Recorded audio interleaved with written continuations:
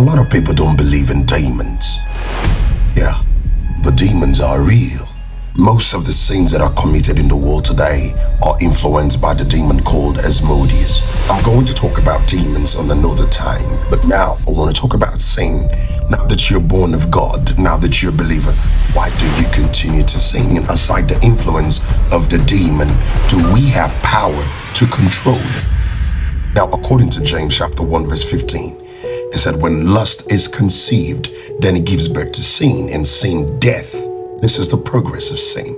It starts with lust. Lust is a strong, uncontrolled desire, sometimes, most especially to his sexual sense, money, power, influence, in whichever way. Jesus said, if any man will follow me, he has to deny himself, take up the cross daily to follow. So to deny yourself means that there are certain things you should lust towards, but you have to deny access to them, deny yourself access towards those things. Let's go to the beginning of time.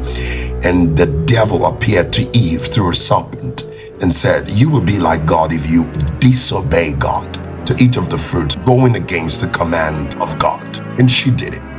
But guess what? Lust only arose because information had come. Somebody told her something. The devil told her there will be no sin if there was no conceiving it in the heart. And it would not have gotten into your heart if you had no knowledge of it.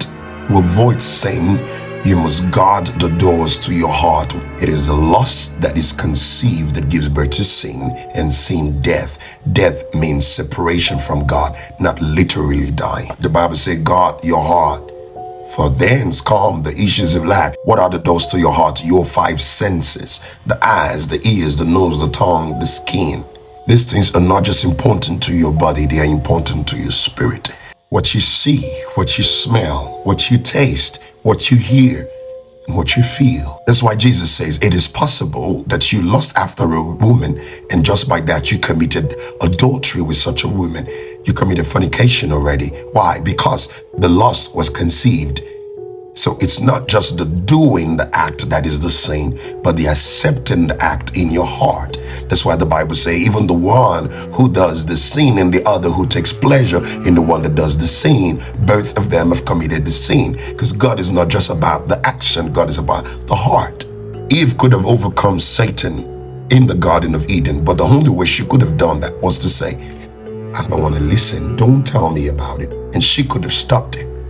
When you listen to it, when you see it, when you smell it, when you feel it, when you taste it, when you've done all of these things, it is very difficult to overcome it. It takes grace of God, abundance of grace.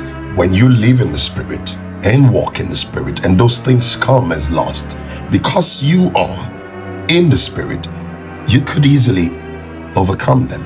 But when you are not constantly walking and living in the Spirit, you will be living perpetual lust, because it is a pattern.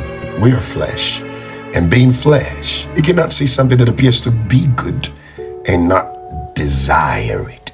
Just like I always say, you cannot house the devil and avoid him.